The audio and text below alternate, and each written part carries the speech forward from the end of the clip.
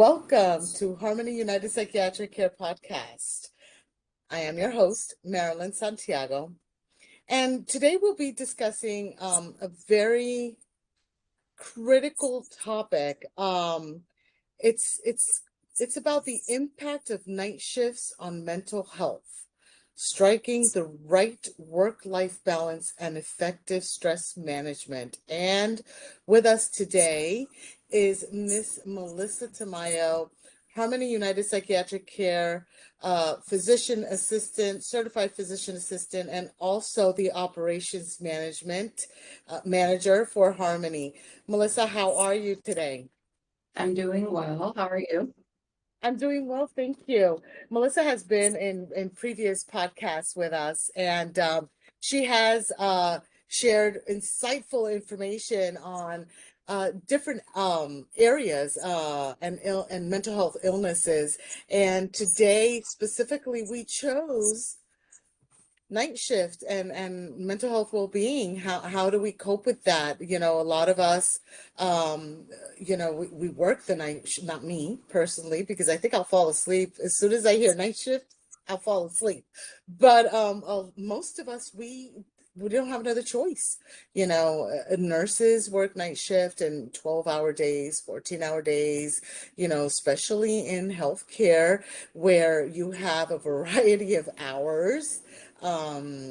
This week your night shift, next week your mid shift. So it could really be detrimental, not only to your mental health but also your physical health. And I truly believe that if you're okay mentally, physically it's a little bit easier to cope and to get healthier physically. That's my personal belief, people.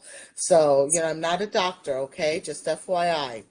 So, Melissa, I have a couple of questions because I really want to understand it. And not only Okay. that, but empathize as well with my colleagues that work night shift. Um, I know it's not easy, especially on thinking, and if you have an analytical position where you have to use a lot your brain, right, to either process policies or process a form, if you will. It could be challenging. So Mhm. how do night shift affect mental health compared to a day shift job? Are there common mental health issues that you've observed and had the opportunity to deal with in patients who work night shift? Yeah, definitely. I think it's become a little bit more common. A lot of the times, we'll see patients that are in school, and so school is obviously for them during the day. However, they need some income or have some financial stress, so they take on a night shift or a third shift position, like you mentioned in healthcare. Nurses, a lot of the times, will do that third shift or night shift completely, switch schedules. So it is something that we see commonly, in patients and just in general in public. As far as the impact, by nature, we're meant to sleep at night, be awake during the day. However, if you're working night shift or a swing shift, that's not the case. But when we disrupt that sleep cycle, we call circadian rhythm, we tend to see a lot of impact in regards to the quality of your sleep. Even though people say, oh, well, if I work night shift, I'll sleep during the daytime. They still feel tired. They sleep fatigue because you're shifting what is the natural body's circadian rhythm or their sleep cycle. And so that lack of what we would say restorative sleep ends up becoming tiredness, fatigue, fluctuations in mood. Like you mentioned too, just a little bit of fogginess, and that comes from just being tired. You're not able to process things as quickly. You forget things, you have to jot things down often. So we do see a lot of things mental health wise related to that sleep disturbance when you have someone doing those changes in their sleep patterns or changes in shifts. So, you explained how night shift disrupts Yes. our rhythm. What are some signs, indicators, other than the ones that you mentioned, like lack of focus, etc., but other indicators um, that someone's mental health may be suffering due to working night shift? Not just the fact that, we jog things down, but is there anything else? Probably mood swings or something like that. Yeah. Can that do? Like I mentioned, mood swings for sure. I mean, we have to think about what circadian rhythm is. So it's essentially like your body's internal clock. That tells you when to wake up, when to go to sleep. A lot of times it's associated with light, and so obviously if you're working at night and then awake during the daytime, that sleep cycle becomes very disrupted. One of the things we look at when we see that is we see the natural kind of rise in melatonin, which everyone usually hears about melatonin and the pills, and you get them over the Yes. counter. But our body actually makes melatonin, Oh, and that's actually it's sleep. It's cueing for going to sleep. For majority of people, somewhere around 9 p.m. or so, we see that natural peak in melatonin that usually cues people to start getting tired. You know, they start winding down for their day. But for those that are just going into a shift or just started a shift, that completely switches, right? That increase in melatonin therefore does not get followed up by sleep, and so you kind of erase that whole sleep cycle, and now you're having to force it during the daytime. When you do that, what happens is you don't get that restful sleep, like I mentioned before, and then we get kind of the back end of that. We see the changes in mood because you're tired, so everything makes you irritable. You easily get anxious or nervous, or things stress you out because you don't have the patience, right, to deal with it. And then a lot of the times we'll see some issues with depression, sadness, mostly because maybe they feel like they can't keep up, or they feel tired all the time. They can't go out and do things they normally do, or spend time with people that they normally do because they may work more of a regular schedule. So we do see over time those kind of indicators that someone's mental health is being affected by that night shift. Usually it's long term, right? Because one night doesn't really make a difference, but when you're on your first year, second year, third year of night shift, and continuously you're hitting these walls of stress, anxiety, depression, isolation, then yes, of course you see kind of those effects a little bit more long term down the road. so what can I do to improve? Yeah. Because I'm a person, actually, I can sleep whenever. It doesn't matter if the TV is on, or if it's day or night. If I focus, right, I can sleep. But then again, I'm easy to sleep like that. It's just me personally. But other people, I do remember my mom, she had a night shift job. And she was also a caregiver during the day to my grandmother. This was years ago.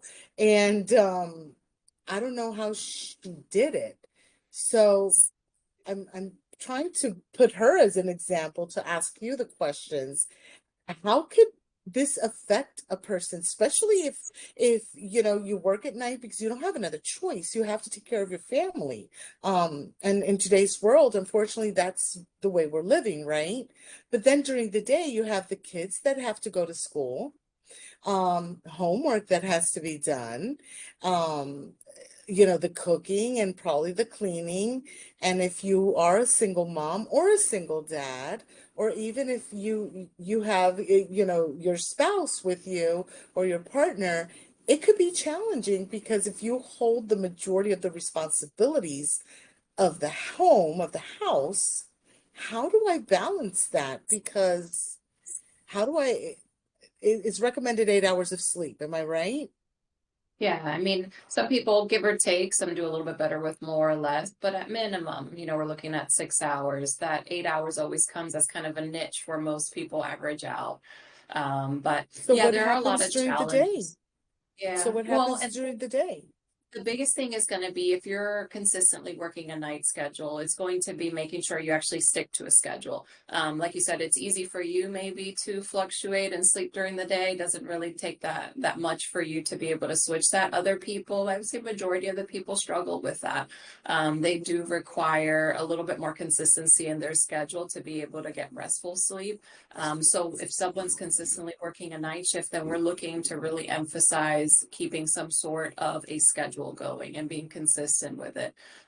This helps with time management. And so if that means you're going to allot, let's say 8 hours, if that's the amount that person needs to really feel rested, then that means they have to coordinate every hour after that to be able to get done everything that they would normally get done in a day's time, including and prioritizing self-care. Because a lot of times, obviously, chores, things you do around the house become kind of priority, laundry, getting food shopping done, but self-care too, right? In regards to spending some time with family, trying to coordinate some time.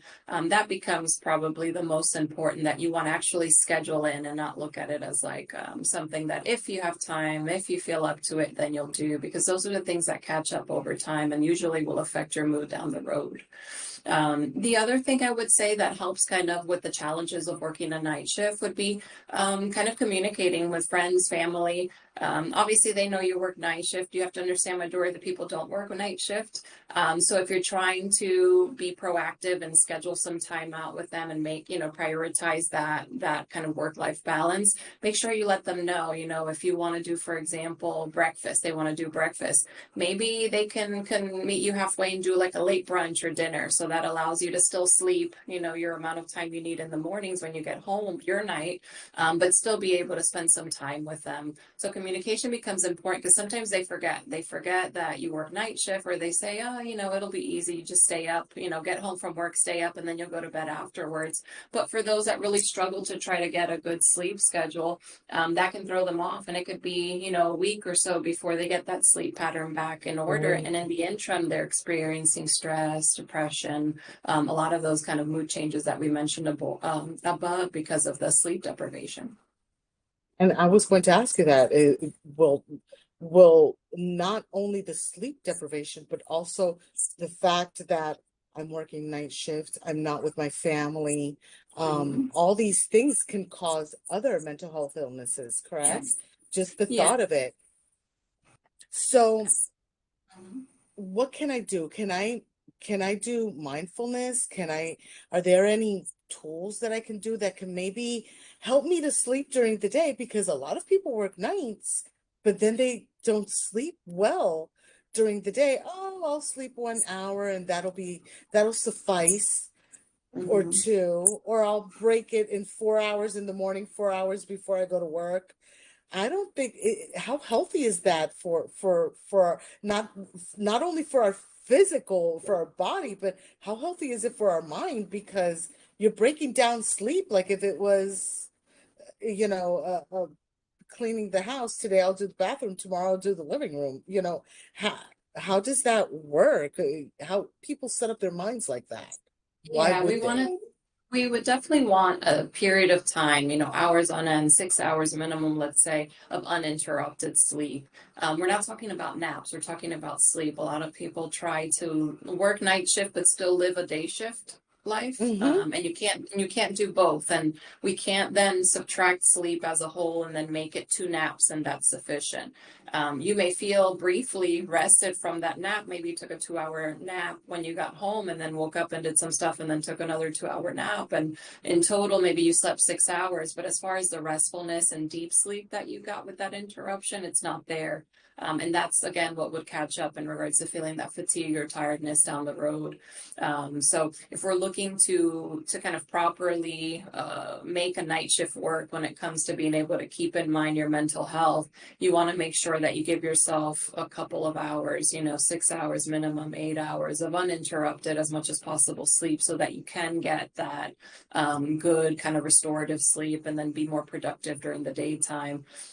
In order to do that, you mentioned a couple of things before. Some people need a little bit more, so you can always consider, they have blackout curtains, they have white noise machines that you can keep on hand that kind of help you really wind down and block some of that light that might be disruptive for those that have a switch in their schedule Mm-hmm. for sleep. Another thing too, and it depends on the job because obviously it's not always an option, but if you have longer shifts, like you mentioned, especially in healthcare, 16 hours, 12 hours, or more than that at a time, a shift and a half, let's say, that happens a lot in healthcare in the hospital setting. You can consider, if you have your breaks, taking maybe a short nap. And by nap, I mean like 30 minutes, not 2 hours or anything like that. But those naps kind of help a little bit, give you a little bit of a break, almost like break up some of that fatigue during your shift, and then still make sure you get that 6 hours plus of uninterrupted sleep when you get home, when you're done with that shift. So there's a couple things that can kind of help to be more effective with getting that sleep if you're on a day pattern, let's say, for sleep. The other thing too that we forget forget, especially when we're working night shift. Most people do feel tired, and so how do they compensate? They compensate with caffeine. At the That's what I hospitals, was there's a going to coffee ask. machine everywhere, right? You can get access to coffee at all time. And great at the moment. We know caffeine gives you that rush. Same with sugar, right? There's always donuts. There's always something you can have that give you that temporary energy, and then you crash, right? Similarly, if you're, let's say, drinking a lot of caffeine or a lot of candy, a lot of sugars at the end of your shift, when you know you're going to be getting home and supposed to be sleeping, it may pose a little bit of an issue to try to actually fall asleep, get an interrupted sleep when you get home, because now you have all this caffeine intake that you did 2 hours back or an hour back. So we want to be a little bit careful with those things. But those can help sometime maintain what we consider like a proper night shift, and be still effective with your sleep. The other component that you mentioned of it is more the self-care. So we always talk about meditation. Those are relaxation techniques, breathing techniques, of course, things like exercise. So things that we've talked about before that help with anxiety similarly would be helpful here, right? We want to kind of bring down stress levels so that you're calming down, especially maybe after a very long or tedious, work shift, and then be able to relax enough to decompress to get some effective sleep without it taking you 2 hours to fall asleep after a long shift. So those are things that are helpful in trying to maintain, keep as healthy as you can, with what otherwise is unusual to your body, unnormal to your body to work a night shift. For me, I always use myself as an example. If I were working a night shift and I needed to sleep during the day, probably even meditation would do it because I would be in a comfortable uh, position, right? Where I can meditate and probably even throughout the meditation, I'll just go ahead and probably fall asleep. And that'll give me, right, probably that good 2 hours of that boost that I need. But to be honest with you, I could not do night shifts. So I do admire and respect those that do night shift work. So what can organizations can do? There's a lot of talk about flexible scheduling.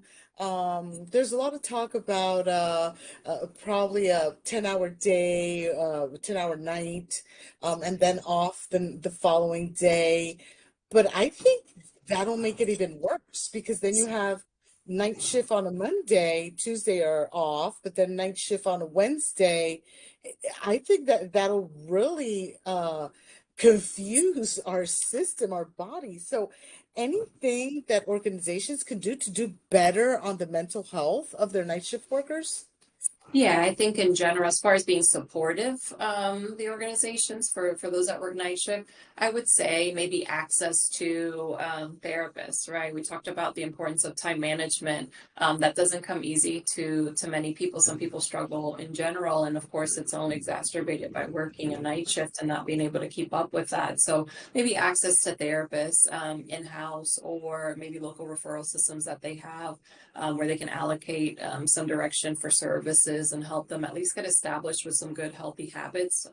If they're going to be continuing night shifts or considering night shift, I think that helps. I think a lot of times organizations focus a lot on incentivizing, let's say, pay. Obviously, differential pay is a main reason, or one of the big reasons a lot of people choose night shift outside of convenience, because they're wanting to do things during the day. But most of the time, these places will pay additional for working a night shift, a differential per se. And although that's positive on the financial side, it may help on that end. I think they should also focus on like wellness allowances. So like Right. therapy, maybe massage, things like that promote mindfulness and meditation, exercise, to try to keep the health of that provider or that staff member.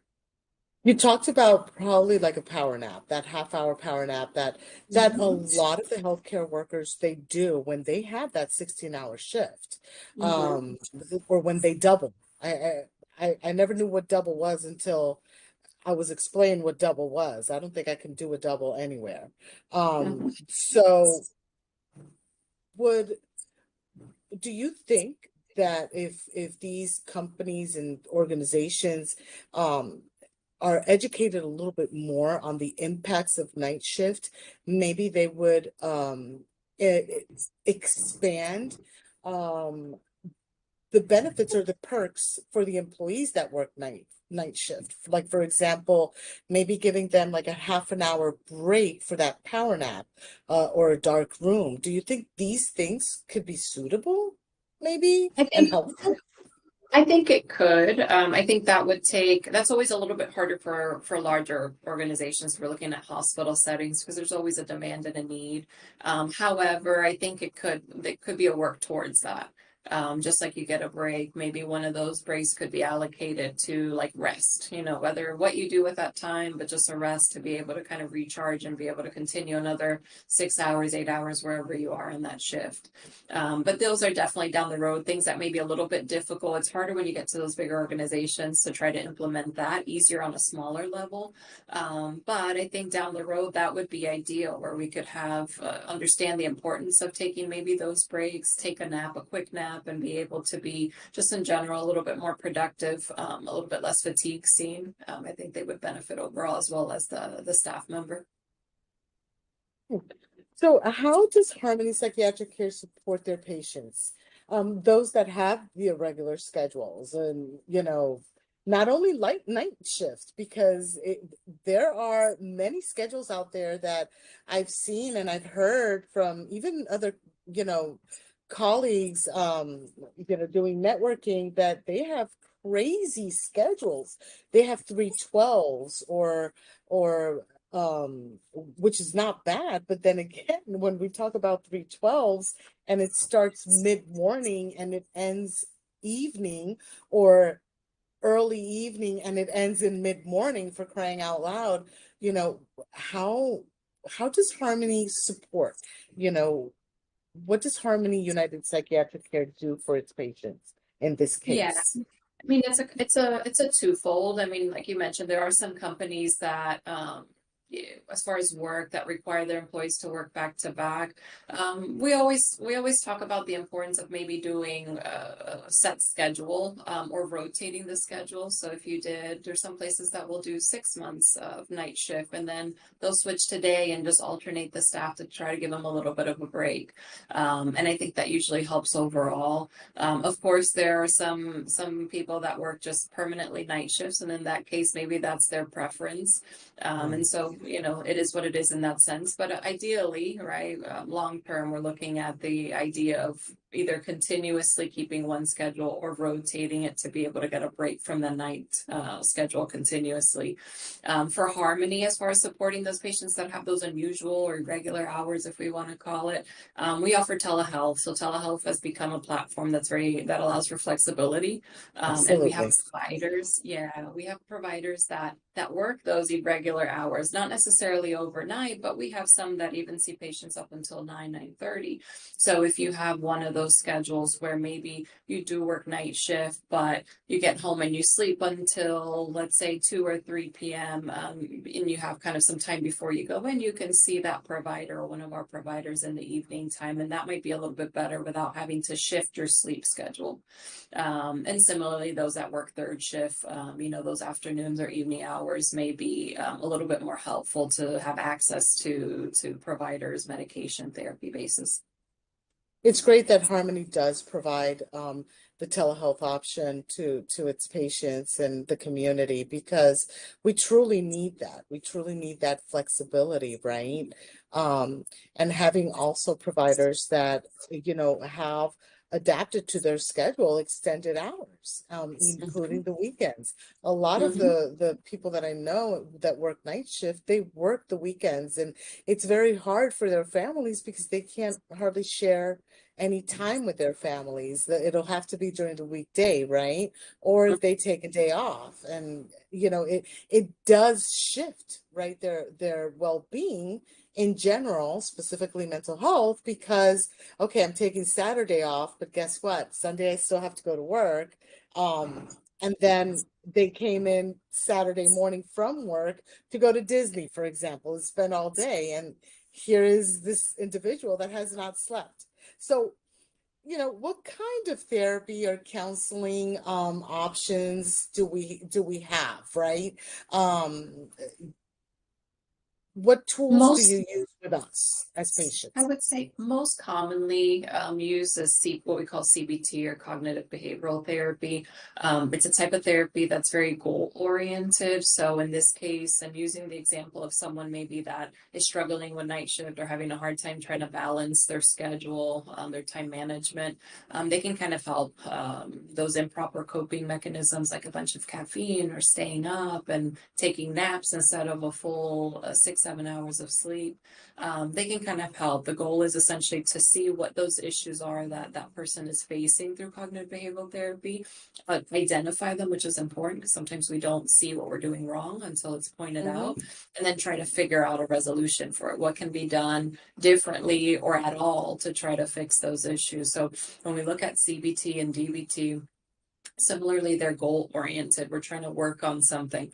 And when we're looking at specifically the case today, which is a night shift, a lot of the times it comes from being able to balance that type of a schedule effectively and still be able to do things outside of work without feeling so overwhelmed that all you do is sleep and go to work. So that time management becomes very important. And so that type of counseling is very helpful to kind of solidify that. Outside of that, obviously, individual counseling, like we mentioned, a lot of times, especially down the road, you'll see symptoms of depression arise, anxiety. So similarly, those things can be addressed. And it's not always night shift. We have to kind of specify that because night shift may be contributive to anxiety or depression, but let's not forget sometimes people already are dealing with depression or anxiety, and now this is another factor that's adding on to it. So through therapy, outside of just work, we can identify what else may be going on, and just help the person as a whole, not just on this one instant. Melissa, one very important detail that I forgot to mention was diet. We Mm-hmm. talked about the caffeine, we talked, the snacks and the donuts that are available, but guess what? If, come to think of it, you're actually having lunch at night, your breakfast is your dinner, and then your dinner is your breakfast before you go to work. That's the way I look at it. What is the domino effect on changing your diet and other contributing factors to it? Because if you're here, you are changing your diet, you're resting during the day. At night, yes, you're moving probably, right? Because you're working, but then if you have a sit down position, right, where you're still, and then you get off work and you don't have time to go to the gym, you're too tired, sleepy, you go eat breakfast or dinner, whichever the case might be, and go to take shower, go to sleep. And then when you wake up, then you have things to do, but then you're going to do a power nap before you go back to work. Um, so everything that you're eating, how you're burning it. Yeah. What is that diet? Is an impact, I'm assuming, right? Yeah, you want to keep a little bit of a careful eye on the diet. A lot of the times, what ends up happening is that you eat whatever's at hand quickly. Usually, it's not nutritious. Usually, it's not something that's going to provide long-term energy. It's like a quick fix type thing. So when we look at kind of, let's say you had a continuous night shift, you just want to make sure you're being mindful of what you're eating, even if it's smaller portions, because you don't have a traditional schedule. So likelihood that you're going to sit down and have dinner, sit down and have breakfast is probably not realistic. However, smaller meals and being really mindful of making sure you have enough protein, making sure it's pretty clean and eating so that you have energy to expend. That's probably the biggest thing. And then again, staying away from things that are very heavy on the stomach that are going to wear you down or bring down your energy level quickly, like sugar, caffeine, that are, like I said, readily available in a lot of these locations where night shifts are commonly worked. However, they're a little bit of a trap because they'll help you quickly, but in the short term, but not something long term. But yeah, it really comes down to eating clean, protein for energy. Maybe smaller meals are more realistic for that type of a schedule, and just focusing on the nutrition behind it because you're essentially having to feed your body a little bit different than you normally would during a day shift. And you have to think to the capability to do a breakfast, a lunch, and a dinner while at work really never, in rare cases, will happen. So those smaller meals Right. become more important, but it's more specifically what you're eating, that it's meaningful, that it's going towards something like protein or vegetables. Another concern um, are those individuals that take medication, the diabetics, for example. The Mhm. diabetics, I don't know how they would work the night shift because if they're insulin dependent, and then you have this dietary, I'm not going to say constraint, you have this liberty on your diet of eating the first thing you see in hand, right? And the first thing that's readily available, nothing that you have to prep because it takes away time, right? What happens with these patients that have their continuity of care, that have their physical illnesses? Here I am, Yeah. I'm depressed, and oh my God, now I have, my cholesterol pill, or this pill is supposed to be at bedtime. When am I supposed to take it? When is Yeah. bedtime? The time management then becomes really important, especially going back to diabetics in general. A lot of times they have to monitor. They either have, something, or they Hmm. check their blood sugar to see. But more importantly, there, that time management becomes important because if you have to then bring food or make sure you have adequate types of food for you available, then that's going to make or break how you do with that, maintaining, let's say, that level in the blood sugar, making sure you take the right amount of insulin depending what it's registering. So that planning becomes important. It's not just for, let's say, prioritizing exercise, or getting to work on time. It's simple things like just how and when to feed yourself and what you need to do to be able to keep healthy in that sense. So it really impacts every portion of it and becomes probably the key factor to being successful at working an irregular night shift, let's say, because you want to be mindful of that. At the end of the day, what you're eating over time, your lifestyle, will impact you long term. And there's definitely a correlation between night shift and more high risk of metabolic changes, diabetes, cholesterol issues, because the reality is you eat at when you have time, which is very seldom and very brief, and you get what you eat what you have available. Very few people are, let's say, very mindful of bringing their own meals or making sure they're eating nutrient-rich foods. So you just want to be mindful not to fall into that trap, because that's what usually becomes the negative. What you hear a lot of the negative with night shift is just that association with, all schedule is lost. It's just a free for all. So, we touched on different topics. So let's go back to Harmony United Psychiatric Care. Um, does Harmony offer guidance on lifestyle factors, um, Mhm. sleep hygiene, diet, exercise as part of of the patient's treatment plan, for Of those that are course. struggling, right? With that time management, Mhm. for those that struggle with their day to day due to a night shift employment because they don't have another choice.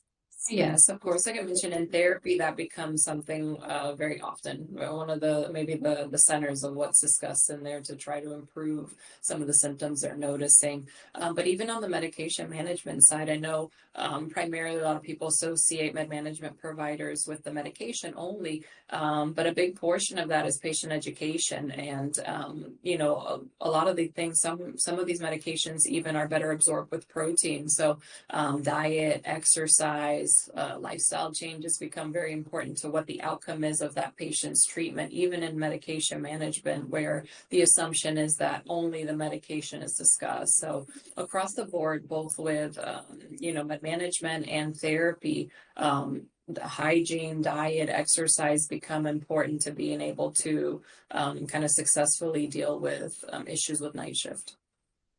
And the beauty is that Harmony will work and adjust treatment plans according to patients' work schedules. So, that's the beauty, and we are very lucky to have Harmony office nearby our home, and I know Harmony United Psychiatric Care is expanding throughout Florida, and it's going to be great for our diverse community that we have.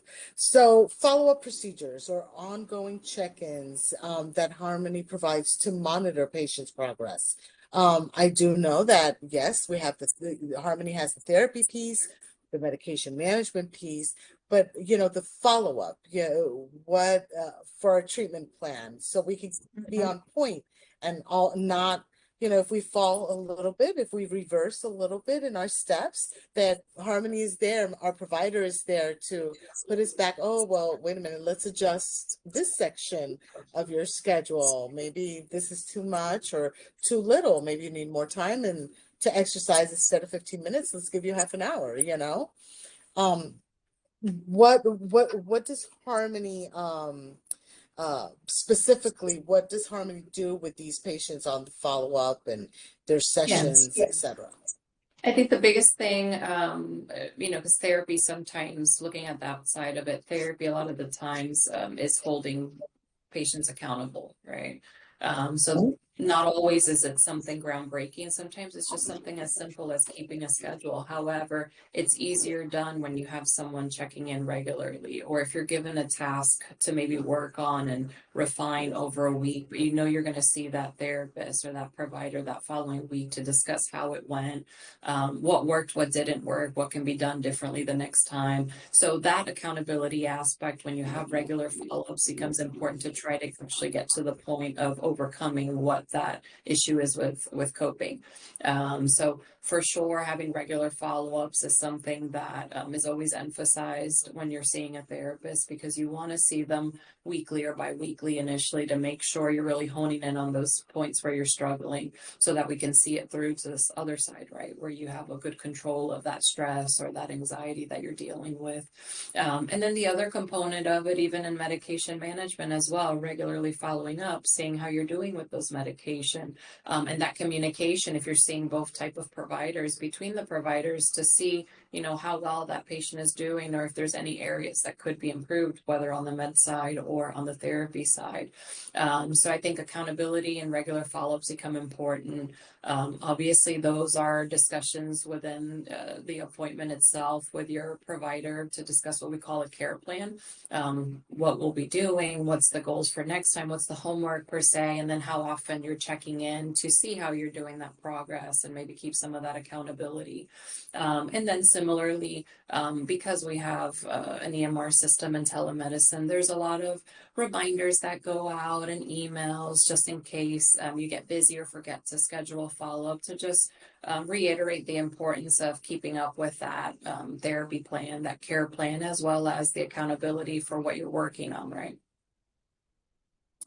So thank you so much. This has been very informative.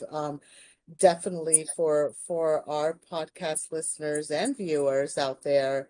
Please remember to subscribe, to hit the like button, and also if you have any recommendations, any questions, if you want to know where our nearest Harmony United Psychiatric Care office is in your area, please add that to the comments and we will be more than happy to answer any questions that you may have. Melissa, again, thank you so much for this insightful information about night shift. I know for a fact that I could not do it, and I do respect those that do.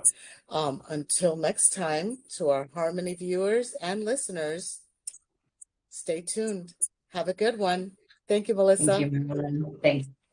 Bye.